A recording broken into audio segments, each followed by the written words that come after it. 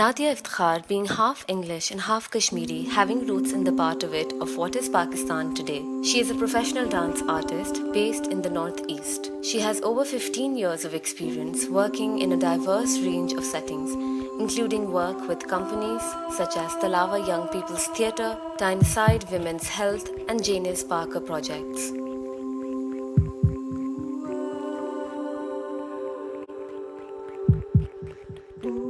Her work is honest storytelling of the human experience told through movement, spoken word, and film. She is interested in people, the stories they hold, the things that happen to them throughout their lives, how they survive the most traumatic situations, and how they celebrate the joyous moments in life.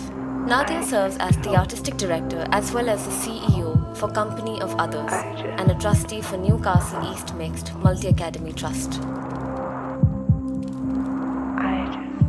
I'd really love to know, how are you in these COVID-19 times? I'm doing okay. Things aren't great here in the UK, as you might know, but I feel very grateful to be safe and to be well, and my family are well, and we have everything we need for now. So I think that's the most important thing, really, that I can be grateful for. Absolutely. And I'm sure there's also a lot of uncertainty and fear with our kind of field, and what's the future of that now? Have you been finding yourself thinking about that? Yeah, very much so. So I run an organization, a dance company, as you know, and the situation has affected us quite dramatically financially. So we are awaiting an emergency fund outcome, which we're really hopeful for. But beyond, the nucleus of the company, I think my fears really center around our dancers and how they are coping. I think as dancers, we're really very much used to being able to fly and enjoy that feeling of flying on a daily basis, as well as being in really close contact with each other, communicating by non-verbal means with each other, and having a real deep connection when we move together. So I'm worried about how this will affect our dancers physically, but also, mentally being restricted in such a way. And whenever this is over and whenever we can return to work, I think we really need to give dancers some time just to find themselves as artists, and remember that we will have all have changed in some way. Some of us will have lost people, and some of us will have suffered a great deal more than others. So I think I'm really keen that Company of Others, when we can re-enter our working world physically, that we do that gently with our artists and with our collaborators as well. I think in a larger sense, in terms of the industry and the sector, I really have no idea, but I think that same gentleness that we apply to working with each other, we need to apply to our audiences as well, and think about how we create a world that they will feel comfortable re-entering, and again acknowledging the changes and the trauma that they will have all gone through too. Absolutely. And that's really something to think about. And I guess we could just go with the flow. But it's very important to keep all these things in our minds. Yeah. So, what is movement to you, Nadia? And I don't know. What is it really for you? That's such a big question, and I think there are so many different answers to it for me. Some depending on how I feel and which day. And I think as I get older, I'm 38 now, and my body's changing and it doesn't like doing what it used to when it was younger. I think moving for me is now becoming much more of a practice and an exploration Hmm. and a way of discovering my own self and my own boundaries, my edges, what is possible for me to express in a way that another art form I don't feel does as well. I think it's moving from outside of myself. It's also a way for me to feel at one with others, for me to connect with other people. And I keep thinking about how much at the minute I'm missing that feeling of being in a room with lots of other humans moving together and hearing the same music differently, or creating the same movement in different ways, and all that beautiful diversity that comes when it's not possible for you to move in exactly the same way as someone else, because you do not have the exact same body. And I love that movement can share our differences in that way. Hmm. Hmm. And that's sort of what you bring to your company as well, don't you? And I find it very interesting that you call it a company of others, and so it's not Nadia Iftikhar's company; it's company of others. No. Tell me a bit more about how you approach movement and dance there. Mm. I think, yeah, the name of the company I really struggled with for 2 years to come up with a name that I was really comfortable with. And I never really wanted to be at the center of something. I always wanted to be in amongst it with other people and collaborating and feeling that our spaces and our voices are equal. And that's how I run my rehearsal room as well. So when that name finally came, it was a real moment of joy, and I feel quite proud of it. I think it really says what we do on the tin. We're quite bold about that, which I love. Um, I think in terms of how we operate as an organization, it is a lot of the things that are reflected in my practice. So a lot of the decolonization of, you know, movement practice, we try and center through our board meetings as well. And there always has to be, with an organization, some level of hierarchy. You know, somebody has to be the accountable kind of board and the CEO, but we create consciously space for everybody's voice to be heard, and also allow people to contribute in their way. If that's not necessarily how we might contribute, that's really okay as well. So I think we really operate from a center of a circle Hmm. of equality, but knowing that there just has to be some decisions made, Of and course. sometimes those decisions won't always be what somebody else agrees with, but we try to go with a majority. Hmm. We really put the communities we work with at the center of our work. So we speak to them and we listen and we ask questions about what they want to make work about and what they think the next production should be about. And sometimes they'll tell us that really directly, and sometimes it's indirectly through the stories that they tell us. And then I go away and I sketch up some ideas, and I think, oh, maybe this could work. This feels like it has some legs. This feels like it could be a production that's exciting and different. And then I go back to them and I pitch it, which is always nerve-wracking. And then we begin the journey of making it together. So from the very, very beginning, they're involved in the process, which means our choreographic process is really long. Sometimes it can take us 2 years to make a piece of work. We really take our time and try and ensure that we're doing it always in the way that we would want to do it, and try not to be restricted by budgets or timelines. which is a never-ending factor, of course, but we stretch where we can. And then the communities we work with are there at the very end as well, and they're in the audience and they're part of the evaluation. So this co-creation method that we have is really full and really exciting, but it takes some time and it takes a lot of that gentleness that I've been talking about as well. Is it hard for the communities that you work with? Is it hard for those people to sometimes be vulnerable or talk about real things in their lives?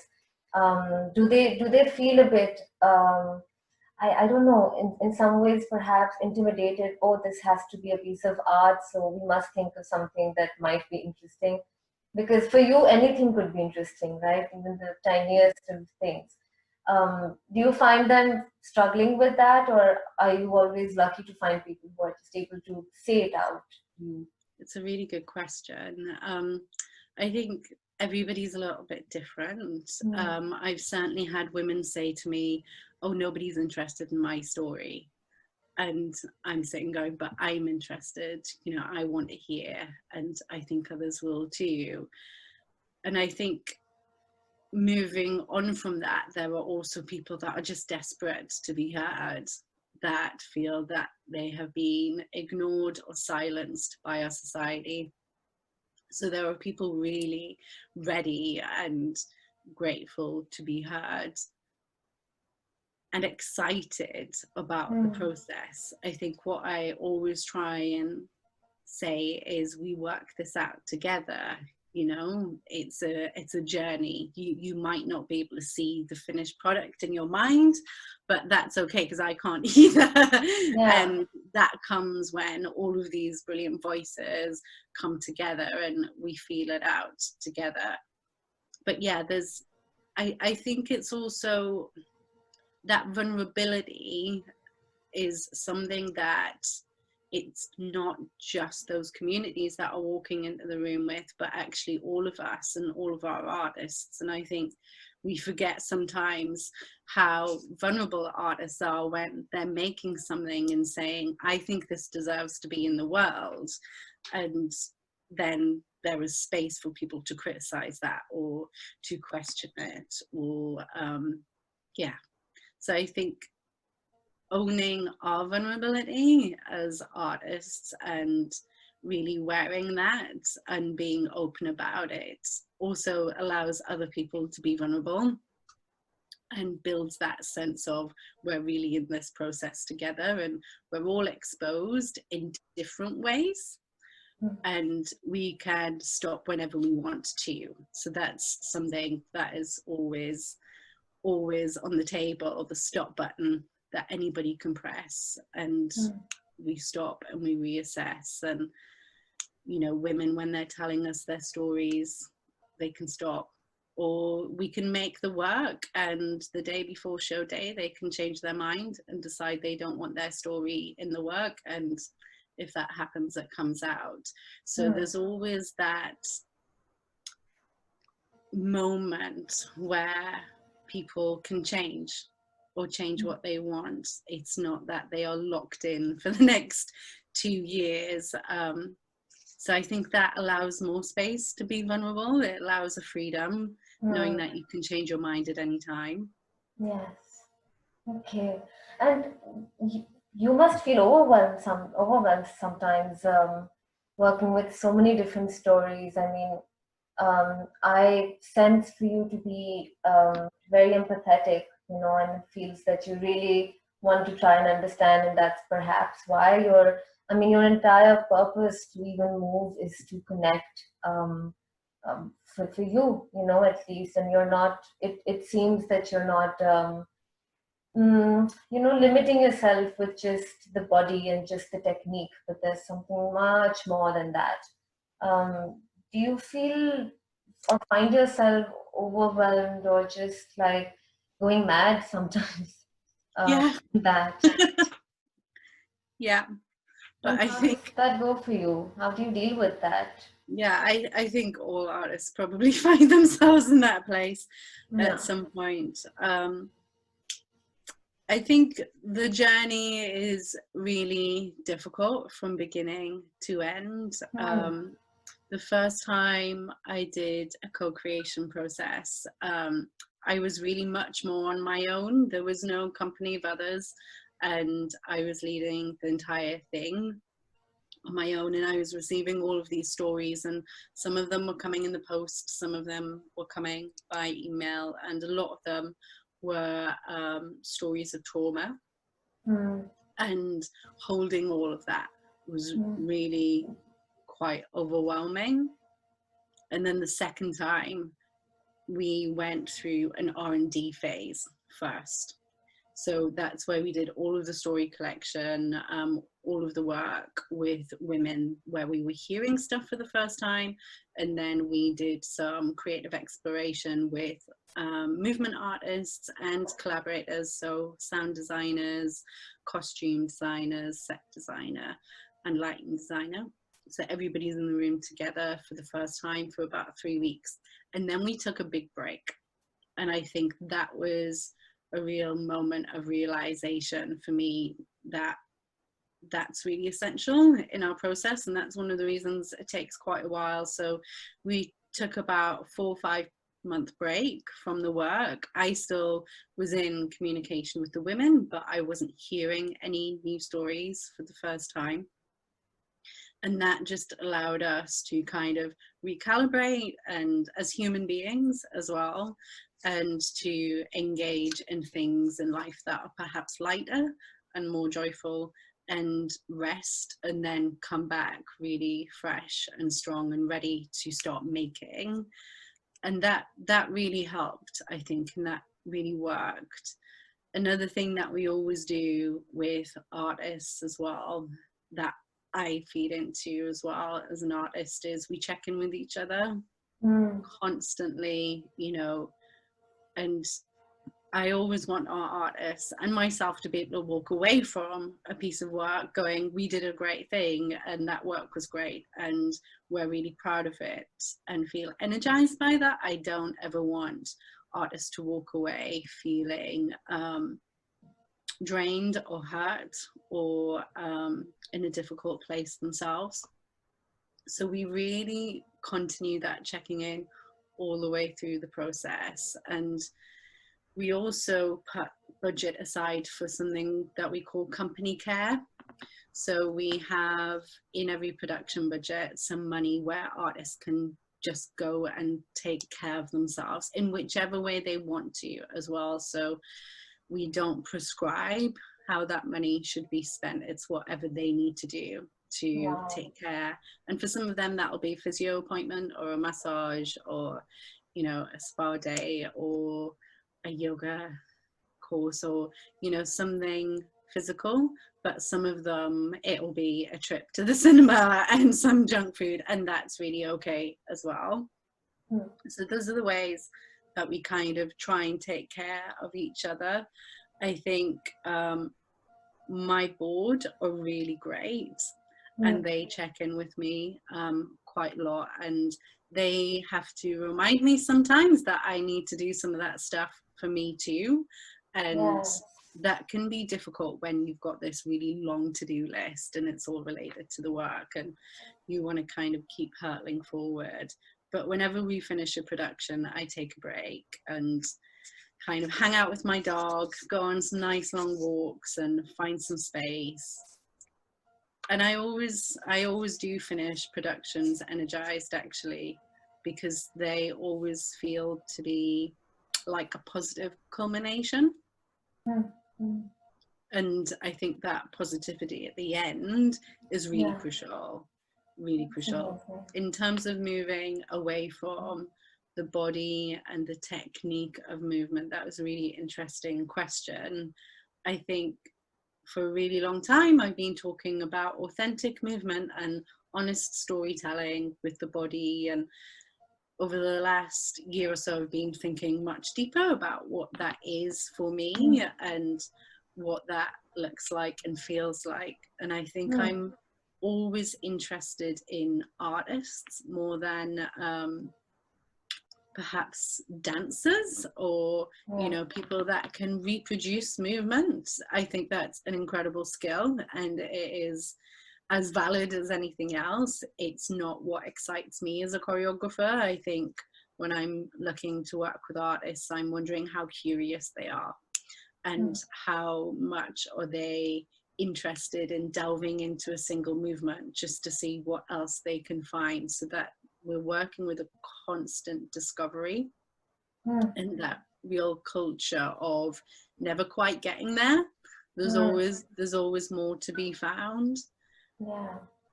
And I think when we're working with non-trained communities, non-professionally trained dancing communities, that's where I get really excited as well, because there are no bad habits. There are no physical bad habits that have been drilled into them since they were 4 years old, but rather their bodies are theirs, and that ownership of physicality, I think I find really exciting. And perhaps that's because that's where the difference can really be seen. I think when we have technical dancers, they're really good at learning exact movement and, corps de ballets or moving exactly together. But what excites me is how people move differently. That's a beautiful thought. And speaking about authentic movement and how that feels, do you sometimes feel disconnected with your exploration of your body and movement while you're telling stories of so many different people, and you're trying to maybe even understand the person who's told the story, and maybe a story has come about a body and you don't have that body but you think of it, but with all those things kept aside, do you sometimes find yourself being disconnected with your own body and movement and your exploration of it, and where that goes and what authentic movement is to you? Absolutely. Yeah. I think I first became really aware of how dancers might feel that I work with. So we shifted our process so that they always start the choreography without me.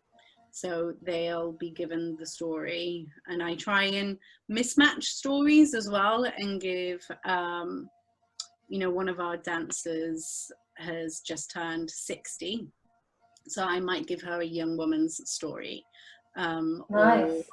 So that there are different ways, and also that young woman might have a really old soul. So I really try and mix up who tells which story. And then the dancers have some time with the story just to absorb it, and some listen to them on headphones, some like to read them, and then I ask them to make me 20 seconds, and it can be 20 seconds of anything. It can be movement, it can be 20 seconds of them telling me their thoughts, or it can be song, it can be melody, anything at all, but just their response, so that their authentic initial response is the thing that we begin working with, because those dancers are the ones that have to own that story on stage, and they have to make audiences feel connected to that story. And I think if it feels like a dancer is wearing a story, then the audience isn't going to connect as well. So it always starts with the dancers, and then from whatever they produce, that's where I come in and I start working with them. And sometimes it's perfect and I say that's exactly as it needs to be, it doesn't need anything else. And sometimes a dancer will work on something together, and I go and get all the other dancers, and I'm like, actually this is a group movement, I think.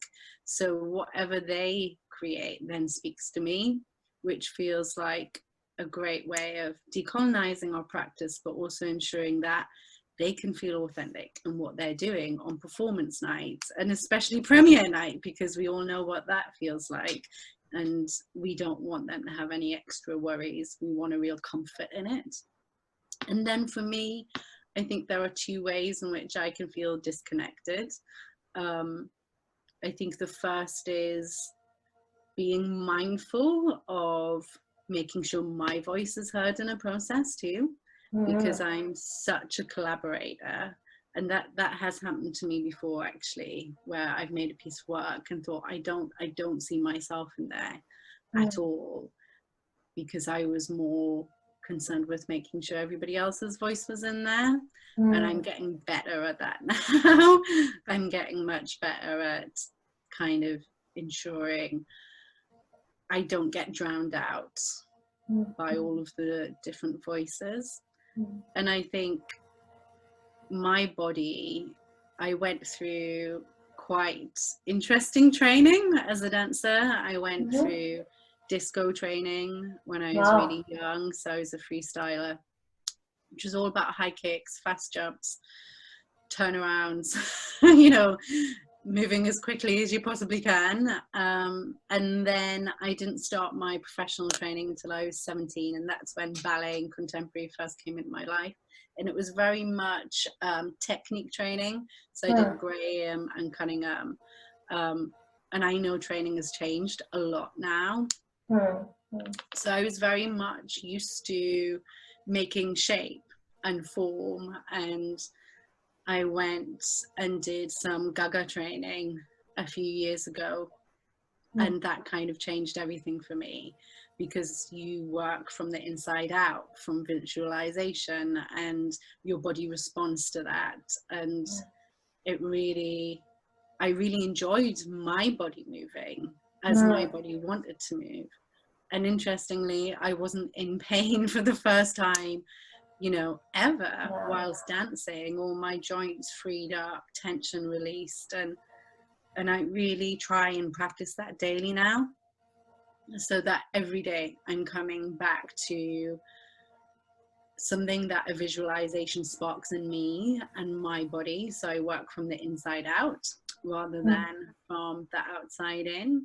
And it's a great discovery to come to as you head towards 40. I find myself quite jealous of dancers now that are getting a lot of this in their training. It's a great place to be starting from. And I think it's really exciting of what that's going to produce in our sector from dancers who will be graduating, and how they will be able to move in ways that are truly authentic to themselves, and it will be natural.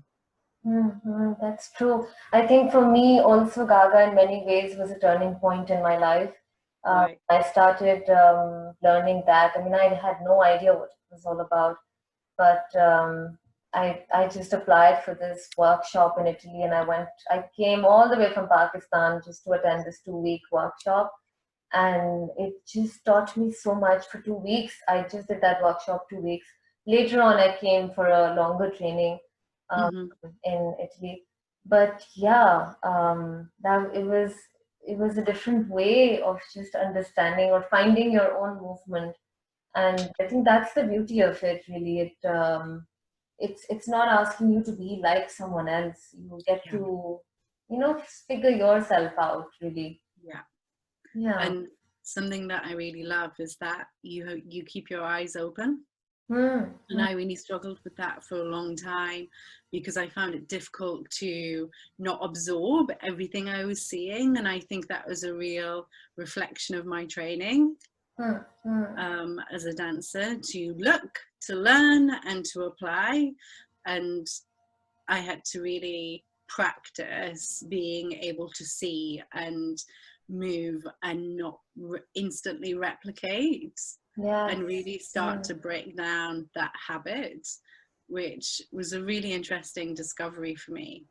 And I think another thing that happened, the opening eyes bit is definitely quite amazing, because everything that's just in front of you, you start seeing more color in it, you start seeing more textures. And I think another interesting thing that happened with me was just accepting the way I was, or the way my body was. You know, the flesh, the bones, everything, the texture of your skin. Coming from Pakistan, living there, there was always this thing about, oh, your shirt shouldn't be like this, you shouldn't, you have to be a certain way all the time. And I think that's something that broke within me, because of Gaga, because of just getting this kind of exposure, being able to experience authentic movement, as you say. Mm. Yeah. And I think that's really beautiful. Yeah. And also not just discovering what your body can do, but also really enjoying it and appreciating the flesh and the bones and the blood rushing through your body. And I found a real gratitude for my body when I'd probably spent a really long time being angry at it, for not doing exactly what I wanted it to and when I wanted to. And now I appreciate it as its own entity and as something that has actually served me very well. Yeah, that's beautiful. Now, Nadia, when you work with so many people, you also work, like you said, with people who aren't trained. Um, you must, I don't know, take inspiration from their movements as well. Do you end up using that in your work sometimes? Yeah, all the time. All the Yeah. time. I'm a bit of a magpie. So magpies are birds that are quite famous in Newcastle, but they go for shiny things. And I see these movements as shiny things, and I steal them sometimes from my youth company, and they find their way into Company of Others Ensemble, which is our company of dancers that are over 65, and sometimes vice versa, because they'll just produce something that is stunning, and I think, oh, I wonder what young people would feel doing that and how they would wear that movement differently. And I quite like that shifting around of movements and sharing them. So although a lot of the time they don't collaborate together, they kind of are, because I'm shifting between them and moving movements around. But yeah, I do find a lot of my inspiration comes from them, and we work in the same kind of process as I do with professional artists, and that was something I felt quite strongly about from the beginning. I had some great mentors in working with non-professionally trained dancers, and I learned a lot from them. And then as I started to apply that practice to my own practice and find my own voice, I really wanted to see where I could merge these two notions that it's really, really different work, and one has much more value than the other, and I don't have that mentality of valuing professional productions more than community-based productions. So that shift in value, it made real sense for me to look at my practice and what could really exist in the entire same way. And the language in the room is sometimes different, and the feel in the room is sometimes different, but the process kind of stays the same, which I really enjoy. And it means that when our non-trained dancers come and see our productions, they can see some of themselves in there as well, and they can see how they've fed into that production without actually being in the room with us, which I really love. But yeah, there's an equality of process that is different because there are different people in the room, and if I'm truly collaborating, it should always be different with every different person that is in the room. But there's an underlying set of core values, I guess, that sit there. Do you sometimes, well, with all these stories that you've worked with, is there something that's really stuck with you in whatever way, whether it was a bad feeling or, I don't know, a good feeling, but just something, a character, a story that you couldn't get yourself out of for some time? Yeah, of course. I think there are always some stories that will stick with you, no matter how long passes, and some of those reasons are, you know, if it particularly resonated with you, or it was something that you've experienced in your life too, or sometimes it's the movement that we made from that story. And you know, a song will come on in a store somewhere and it will be the one that we used in rehearsals, or and that dance, but also that story and that person just comes flooding back. And it's a difficult thing to not always have contact with women. So women can also tell their story to us anonymously, or they can be in the room with us during rehearsals. They have lots of choices throughout the process, and sometimes it'll be an anonymous story that really sticks with you, and you know, you'll wonder how they're doing, or whether they came to see the show anonymously and they were in the audience and you just didn't know it. And there's this beautiful sense of community that gets built between the women as we're making the work.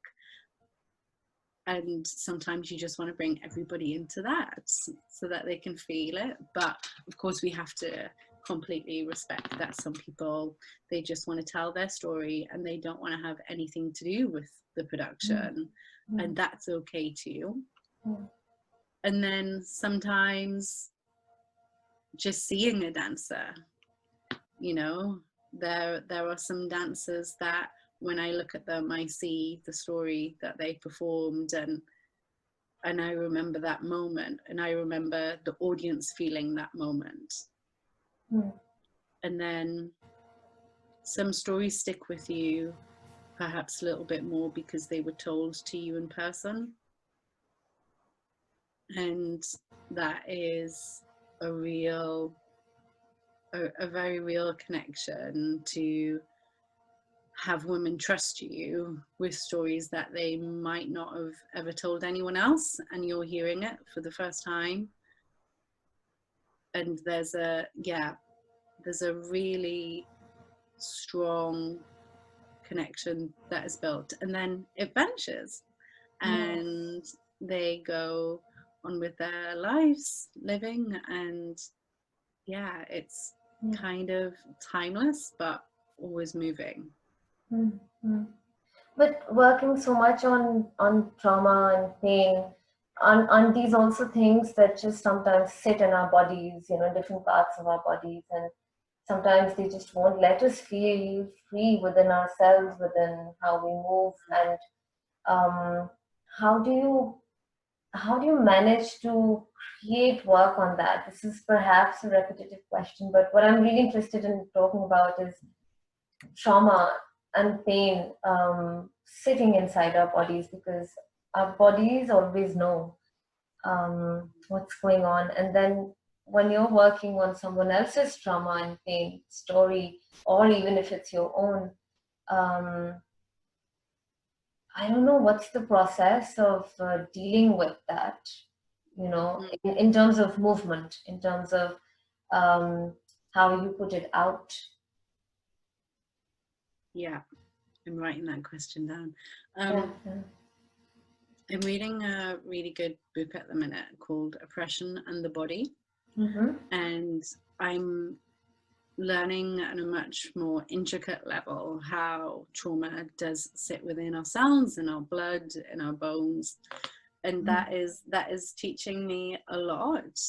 I think in a rehearsal room with artists and with myself, we always start the day with an hour moving together, and each artist will take turns in leading that. And it's not really about a warm-up, although it is physical preparation for the rehearsal. It's really about them giving their bodies what they need and having time to listen to their bodies and to check in with each other physically and speak about how their bodies are feeling and what they might need. So we were really kind of serious about setting that time aside. So it's less of a technical warm-up and much more of a nourishing kind of hour for the body, just to kind of reset it and release anything. And then at the end of the day, we have we give each other massages. That's amazing. And we give each other some care, so we just take turns, you know, asking each other what we need, and it might be different for everybody. And you know, one dancer's had a nap at the end of the day, and that's okay too. We weren't quite sure when to wake her up, but you know, that's what she really needed. She needed some deep rest, and that's fine as well. So we really top and tail the day.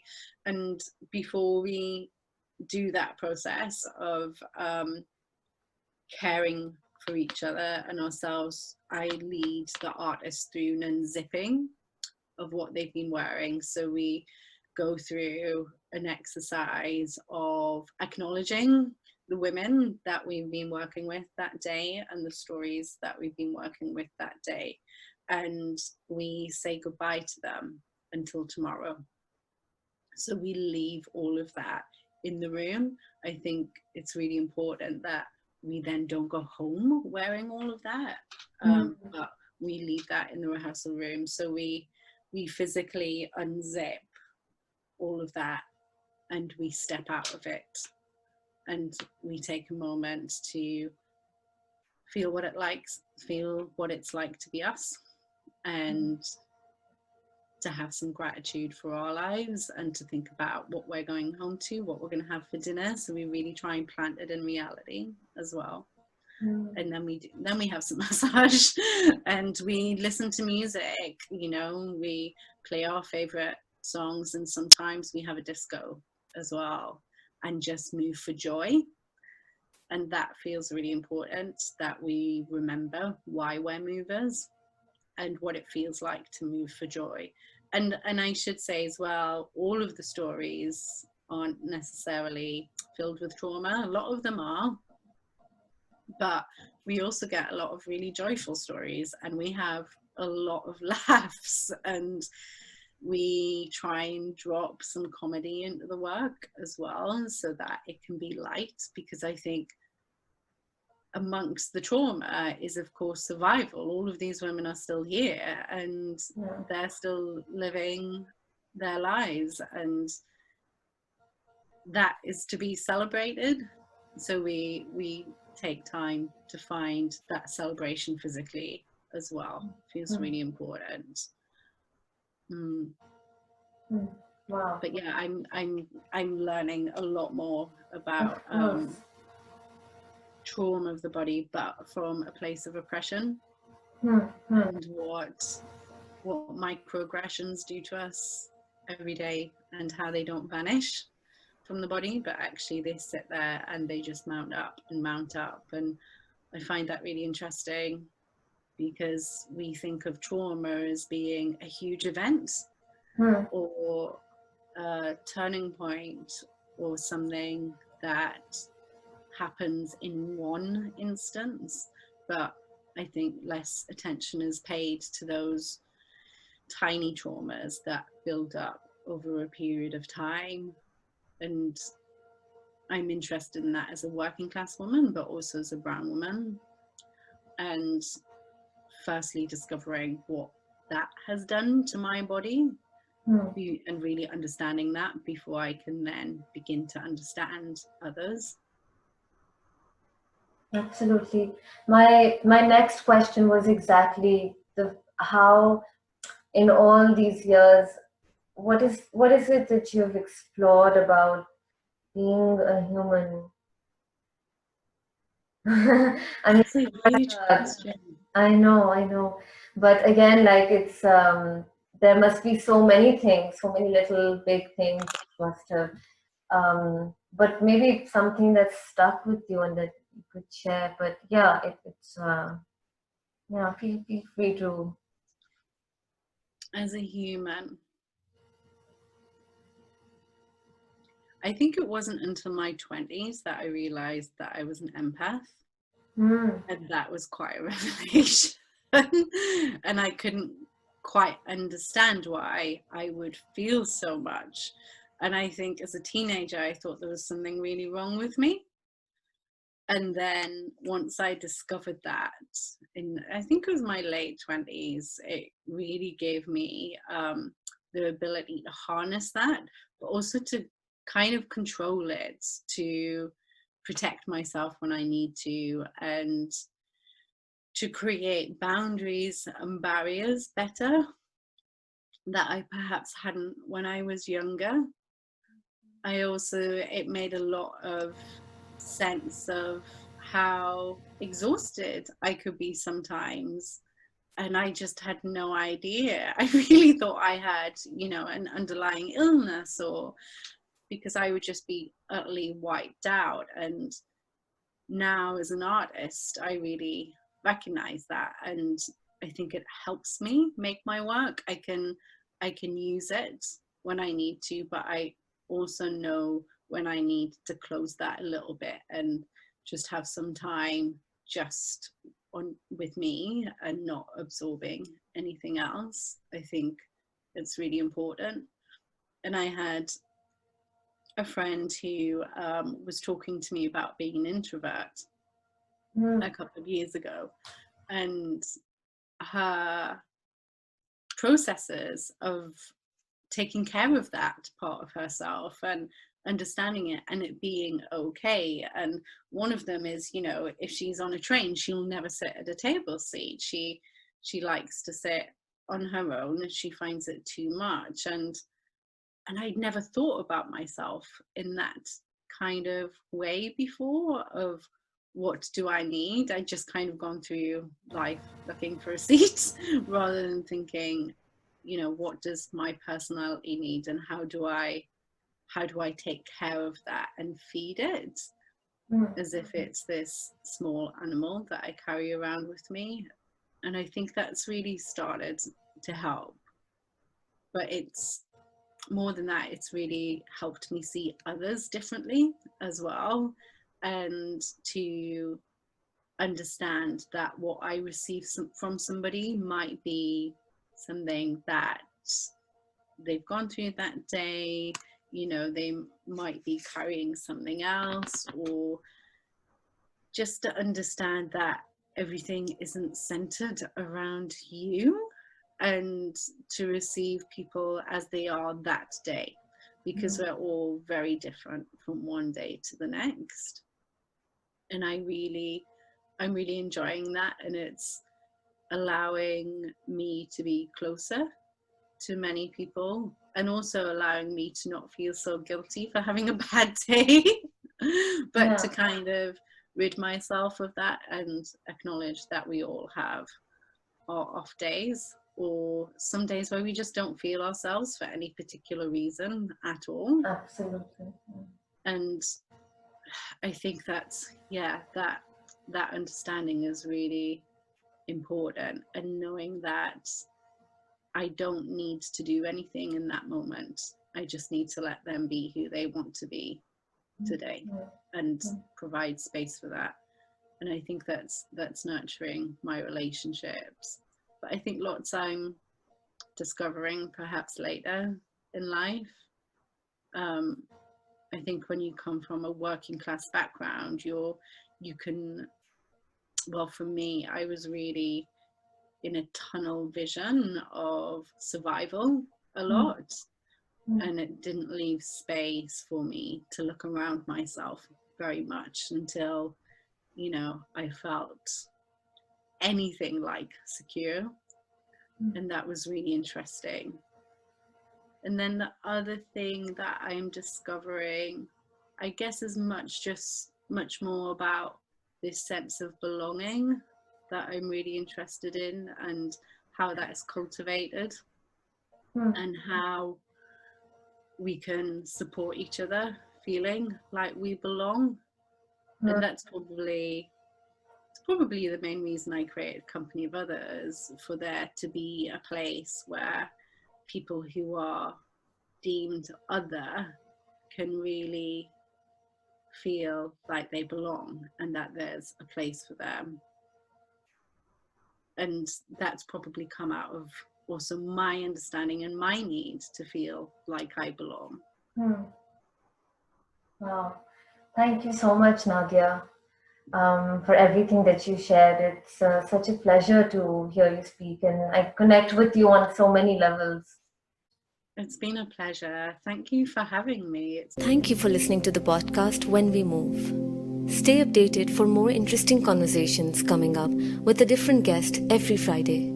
To watch or hear previous episodes, click on the link given in the description. Stay safe and keep moving.